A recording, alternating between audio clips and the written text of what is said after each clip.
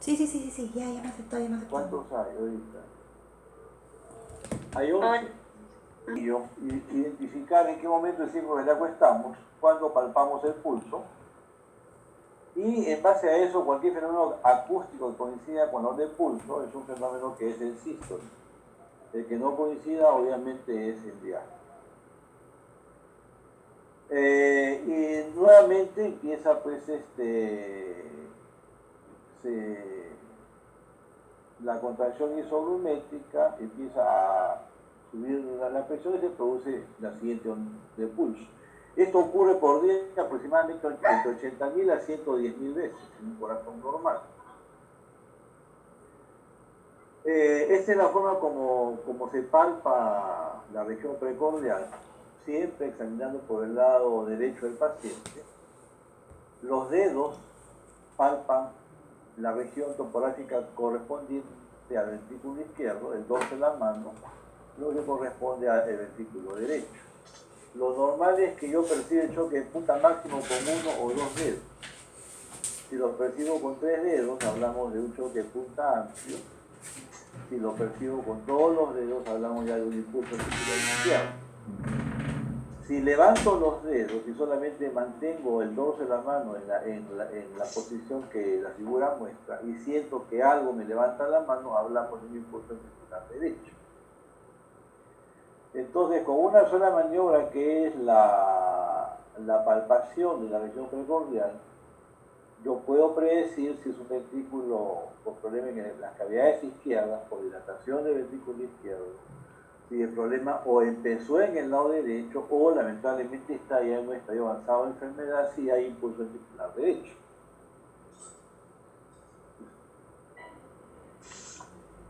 Los focos o los áreas de ocultación del corazón, el área aórtica es a nivel de la línea paraesternal derecha, segundo espacio. Área pulmonar, el mismo segundo espacio paraesternal izquierdo. El área tricuspidia en el cuarto espacio, línea paraesternal izquierda. Y el área mitral entre el cuarto o quinto espacio a nivel de la área medioclavicular. Pero acá, lo que les he mencionado en práctica al grupo es de que cuando el corazón está dilatado, a veces el punto de ocultación de la ola mitral se desplaza hacia abajo o hacia afuera. Eso hay que tener cuidado, porque podríamos confundirnos con un soplo tricuspidio. Ahora, no solo el crecimiento del ventrículo izquierdo desplaza el choque de punta hacia afuera. Cuando tenemos una estenosis mitral severa con una gran dilatación de la aurícula izquierda, con dilatación de la aurícula derecha, definitivamente el choque de punta se puede desplazar aún con el ventrículo izquierdo de carácter normal. Entonces no es absoluto que si el choque de punta está desplazado, el ventrículo izquierdo esté crecido. Esa discriminación la hacemos en base a la ocultación de los ojos. ¿El audio está llegando bien? sí, doctor. Muy bien. Sí, doctor. Seguimos entonces. Yo veo acá unos iconos de micrófono que están en rojo. Está silenciado, doctor. Sí, sino que doctor lo ponemos en silencio para que no se filtre nuestro ruido de nuestro entorno. Ah, ya. Pensé que era una falla. Bueno, seguimos entonces. Entonces, foco mitral, foco pulmonar, no, foco aórtico, perdón, foco pulmonar, área tricúspide, área mitral. En el tercer espacio, sobre el esternón, prácticamente está el foco accesorio aórtico, donde se perciben con mucha nitidez los soplos de insuficiencia aórtica y de insuficiencia pulmonar cuando se ha dilatado la arteria pulmonar. Es importante siempre observar el hipocondrio derecho, porque cuando hay compromiso de cavidades es importante, a veces puede haber una pulsación del hígado pulsátil, esa expresión de se ve en su unidad tricuspidia. Y siempre cuando palpemos el hipocondrio derecho, no se olviden mirar la yugular. Y cuando palpo el hipocondrio derecho, se dilata la vena yugular, definitivamente la presión de la aurícula derecha está incrementada. Si nosotros hacemos que el paciente inspire y la yugular se colapsa, la presión definitivamente no está alta. Pues sí, quería usted crecido por otras condiciones. Si presionando el hipocondrio se dilata la yugular y en inspiración no desaparece, sí o sí la presión de la aurícula derecha está aumentada. Es un artificio que a veces es muy útil.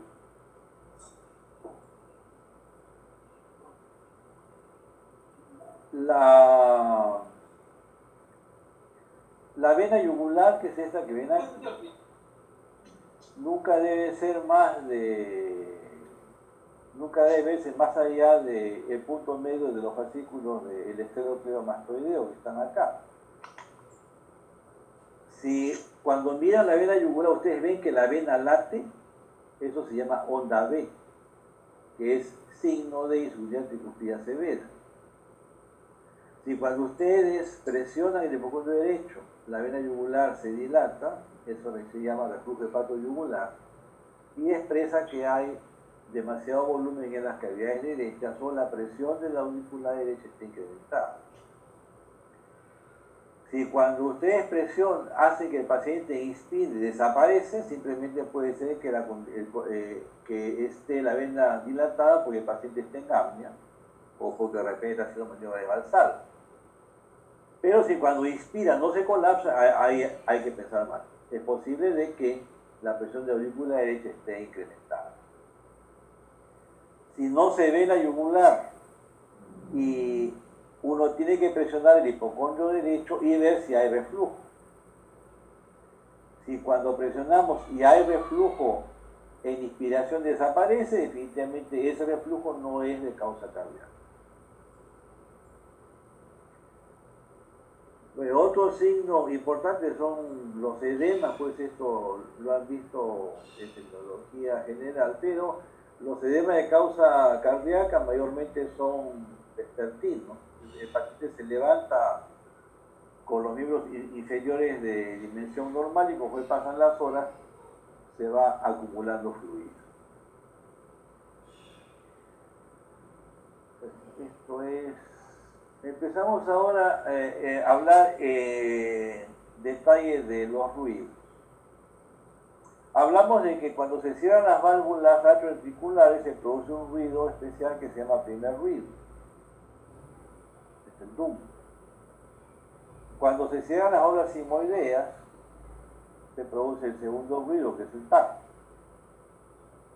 Cuando tenemos sobrecarga de volumen se produce el tercer ruido, que es un ruido de llenado ventricular rápido.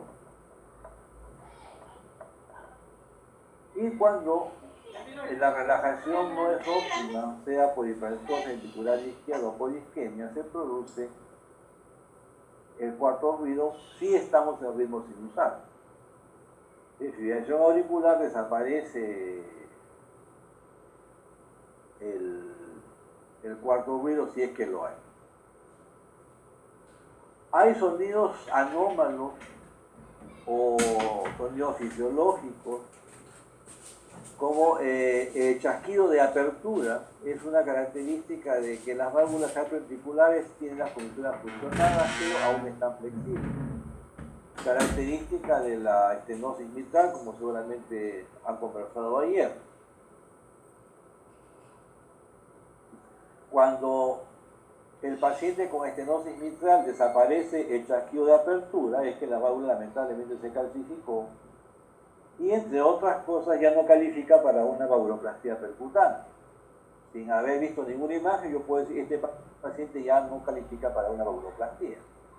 Si la válvula tiene chasquido de apertura, es bastante precoz y hay solamente soplo diastólico de llenado, los velos están flexibles y puede ser tributario de valvuloplastia. Por supuesto de que eso es pues demasiado osado, puede decirlo solamente con un ruido, pero uno tiene que ir pensando todo desde la ocultación. El clic de eyección se produce durante la sístole cuando tenemos válvulas con fusión de comisuras, hablamos de las sigmoideas en este caso, pero con velos flexibles, o si el gradiente de presión es muy importante entre el ventrículo y la arteria correspondiente. Esto ocurre frecuentemente en pacientes con hipertensión pulmonar, en donde la presión de la arteria pulmonar es muy elevada, el ventrículo izquierdo tiene que generar presión en forma importante para poder abrir la válvula, y cuando la válvula se abre lo hace de una forma violenta, vibra, y esa vibración es lo que produce el clic de eyección. O sea, escuchar clic de eyección sistólico en área pulmonar me puede decir que tenemos una hipertensión pulmonar por lo menos de grado moderado. Pasamos ahora a los soplos. Los soplos son expresión acústica de una turbulencia de sangre, o que se producen porque la válvula no se abre adecuadamente, lesiones estenóticas, porque las válvulas no cierran adecuadamente, lesiones regurgitantes, o porque hay comunicación anormal entre dos cavidades que normalmente no la hay, pero con diferente presión significativa. No hablamos de comunicación interventricular, conducto arterioso, fístula arteriovenosa, entre otras lesiones. O cuando la velocidad circulatoria está incrementada, acá son los soplos funcionales, los niños, los atletas, la gestante, el hipertiroidismo, la anemia, o cuando hay sobrecarga de volumen. Entonces tenemos condiciones fisiológicas que pueden ser también patológicas como el hipertiroidismo o la anemia, el beriberi, en donde hay soplos, pero no por alteración estructural, y soplos por alteraciones estructurales. Si yo al soplo le sumo presencia de ruidos anormales, posiblemente tenga alteración estructural. Si al soplo le sumo chasquido de apertura o clic de eyección, posiblemente en algunas condiciones pueda ser una alteración estructural. O si al soplo es en un paciente que tiene síntomas, definitivamente hablamos de que probablemente estamos con alteraciones estructurales. O sea, siempre todo signo se interpreta en función al paciente que tiene el hallazgo. Cuando tenemos alteraciones estructurales, usualmente los soplos son de grado 3 o más. ¿Cómo hacer la graduación de los soplos? Es muy subjetivo. Uno puede cuantificarlo, bueno, con una medición de decibeles, pues, pero es tecnológicamente imposible decir cuántos decibeles tiene cada ruido. Pero si es un soplo que para escucharlo tengo que ocultar más de una vez porque el profesor o el asistente o el interno o el compañero me dijo, escucha el soplo, y yo pongo el estetoscopio y no lo escucho, es un soplo probablemente grado 1. Si el soplo lo escucho sin tener que hacer mucho esfuerzo, o lo escucho apuntando más de 5 segundos, posiblemente sea un soplo grado 2. Si el soplo lo escucho desde que coloco el estetoscopio, ese es un soplo grado 3. Si el soplo va acompañado con una sensación táctil que se llama frémito o tril, que es como una especie de vibración cuando palpamos las áreas de ocultación, hablamos de un soplo de grado 4. El grado 5 o grado 6, porque se clasifican en 6 grados, definitivamente es un soplo que tiene tril y que es muy intenso. Entonces no se olviden, los soplos se producen por apertura incompleta en las válvulas, cierre incompleto, comunicación anormal entre dos cavidades, pero también puede haber condiciones fisiológicas como el embarazo, los niños en crecimiento, superatletas que pueden tener soplos sin que tengan enfermedades estructurales.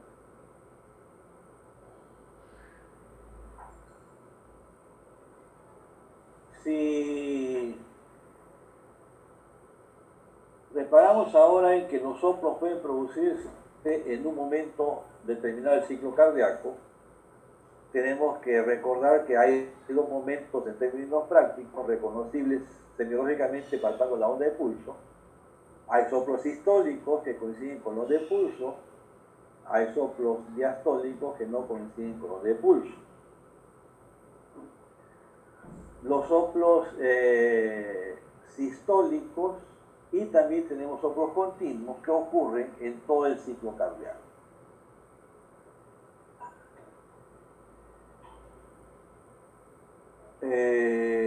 Bueno, esto ya lo vimos.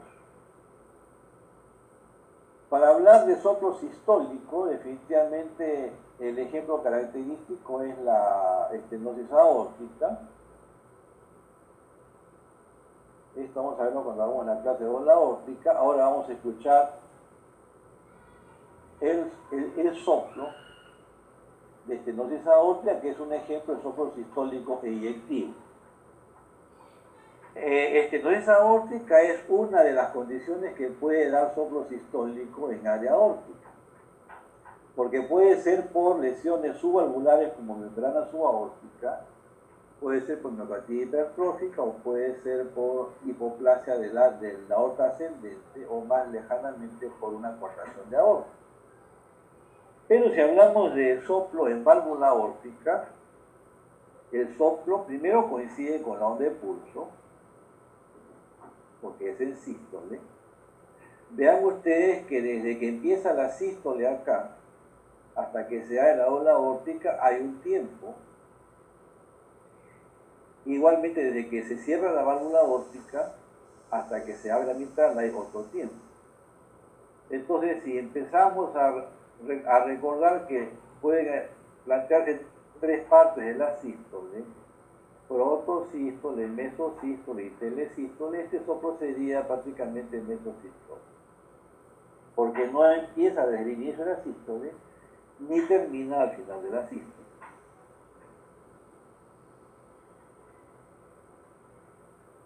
Si la válvula está flexible, tenemos un sonido peculiar que se escribe en un sistólica, que es como una especie de, como el sonido que estoy tratando de reproducir tocando la consola de la computadora.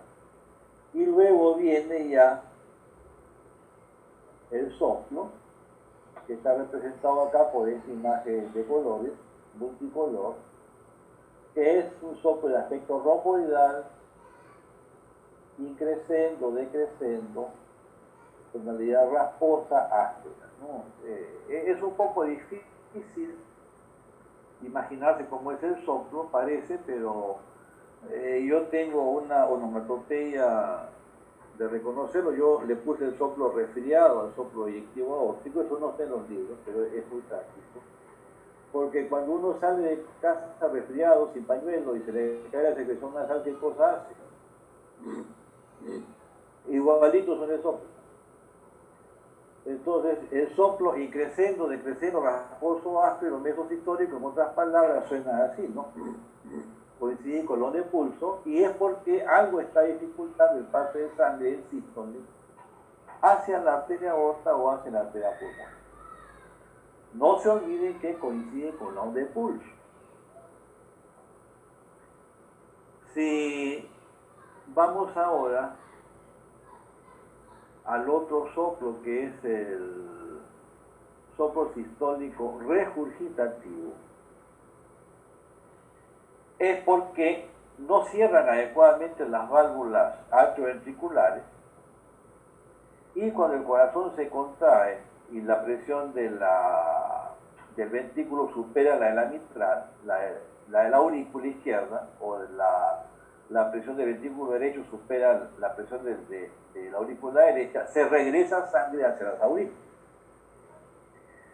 Estamos hablando de que cuando tenemos la contracción isovolumétrica, en este momento que todavía el ventrículo se ha despolarizado, se está contrayendo, pero la presión del ventrículo todavía no supera la de la aorta, ya superó la de la mitral, y el paciente tiene acá regurgitación de sangre de la aurícula izquierda, del ventrículo hacia la aurícula izquierda. Igual, si la válvula aórtica cierra en este momento, la presión del ventrículo acá todavía sigue siendo mucho mayor que la de la aurícula, entonces va a haber refiltración de sangre del ventrículo izquierdo hacia la aurícula izquierda. Por supuesto que menos importante, pero va a haber. Entonces, este soplo es holosistólico, es muy diferente que el mesosistólico de la estenosis aórtica. Entonces, vamos a... Esto deben haberlo explicado ayer.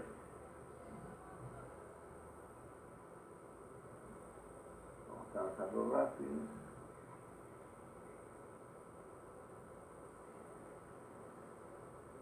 Si se corta, abro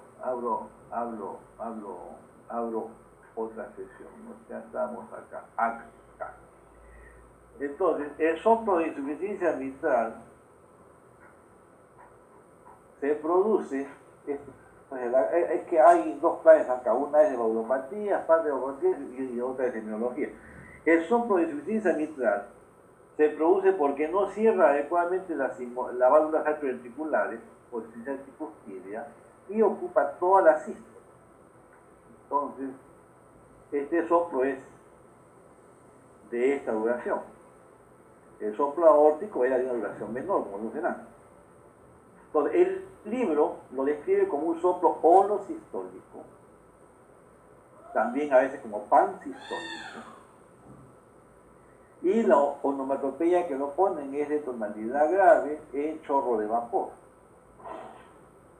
Cuando yo nací ya no había vapores, ustedes que han nacido un poco después que yo tampoco han escuchado los vapores, entonces ¿cómo imaginarse el sonido de los vapores? Si han visto películas antiguas, o yo, bueno, tuve la suerte de ver un vapor cuando fuimos en Nueva Orleans hace poco en un evento, en el río Mississippi todavía circulan vapores turísticos. Esto suena como cuando uno cumple años y apaga las velitas. Es muy diferente que el del soplo sistólico eyectivo. Y vean ustedes que coincide con los de pulso. Y lo que está pasando en el corazón es que se está regresando sangre del ventrículo izquierdo hacia la aurícula izquierda, como están viendo aquí. Entonces, ya tenemos la forma sencilla y práctica de diferenciar un soplo sistólico eyectivo de un soplo sistólico regurgitativo. La descripción del soplo, cuando hacen su historia clínica, tienen que poner soplo sistólico de regurgitación mitral-oticuspidia. En este caso tenemos que describir si se irradia hacia la axila, donde el problema es del velo posterior, del velo anterior, perdón, que sé que está acá, o si se irradia hacia los focos de la base, si el problema es del velo posterior. Ya vean ustedes que con la irradiación del soplo, yo puedo precisar si el problema es de velo anterior o de velo posterior. Voy a activar acá la cámara para explicarles eso. Yo estoy acá, no sé si puedan ver. No está mi cámara.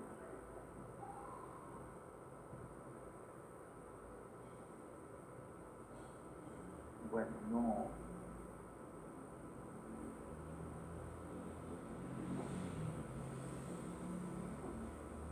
Bueno, no se puede. Creo que más fácil lo hago con la pizarra.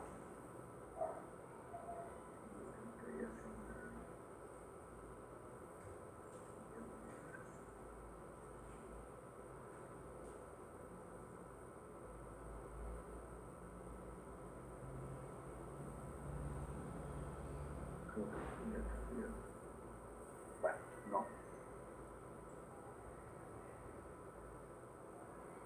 Vamos a la pizarra más fácil. Entonces, la válvula mitral, acá está la aorta. velo coronariano derecho, velo no coronariano, velo anterior de la mitral, velo posterior de la mitral. Este es el septum intraventricular, esta es la pared posterior del ventrículo izquierdo. Cuando el problema es de velo posterior, o sea que la insuficiencia mitral se produce en este sentido, el soplo se irradia hacia la axila. Cuando la insuficiencia mitral es por el velo posterior y el jet se regresa en este sentido, el soplo se irradia hacia los focos de la base. Y frecuentemente puede confundir con un soplo de válvula aórtica, cuando uno no es muy experto. Entonces, no se olviden que en los soplos de insuficiencia mitral tienen que describir la irradiación del soplo, si irradia hacia la axila o se irradia hacia los focos de la base. Si se va hacia la axila, el problema es de velo anterior. Si se irradia a la base, el problema es de velo posterior. Otra característica importante es que el soplo puede ser de una tonalidad un poco musical, algo parecido a... Eso se llama soplo piante. El soplo piante significa que algo está vibrando en la corriente de sangre que se regresa. Frecuentemente hace sospechar en una cuerda rota o una vegetación producto de una endocarditis que está vibrando en la corriente o con el trayecto del chorro regurgitante. Entonces, esas características definitivamente hay que tener muy presentes cuando vamos a describir soplos sistólicos de insuficiencia mitral. ¿Dónde está esto? Ahora acá, regresamos acá. Entonces, no se olviden, soplo sistólico de eyección aórtica o pulmonar, soplo mesosistólico o mesoperesistólico, soplo sistólico de regurgitación mitral o tricuspidia es un soplo holosistólico. El soplo sistólico eyectivo coincide con la onda de pulso y es un sonido como cuando uno está resfriado. Igualito suena. Cuando abran los hospitales otra vez, que ojalá sea pronto, van a ver que ustedes ocultan tomando el pulso, que el sonido es típico, se irradia hacia el cuello, es otra característica muy importante, y se irradia hacia el ápice. Si hablamos del otro soplo sistólico, es el soplo sistólico regurgitativo, que ven acá ustedes, el soplo holosistólico, como han descrito ayer, es un soplo que coincide con la onda de pulso. No hay forma de que no coincida, por los seres humanos es así.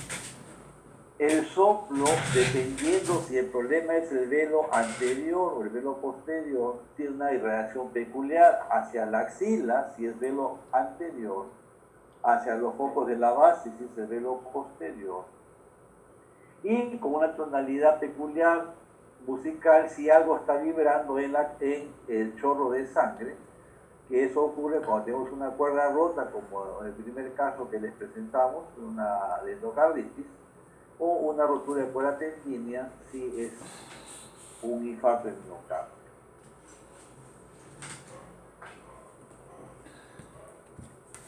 ¿Alguna pregunta hasta ese momento? ¿Se está escuchando bien el audio?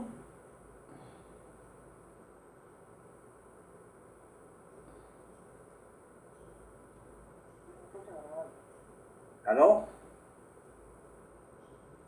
Sí, se escucha bien, doctor. Bueno, acá tengo un aviso que está faltando menos de un minuto para que se corte.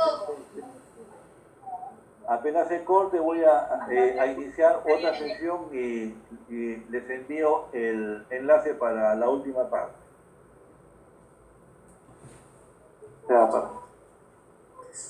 Entonces, tengan presente el concepto de que identificamos la sístole con la onda de pulso.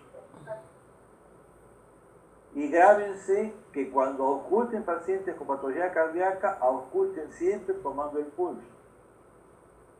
Afortunadamente podemos nosotros percibir en simultáneo con los 5 sentidos. Yo puedo ver mientras palpo, puedo ver mientras escucho,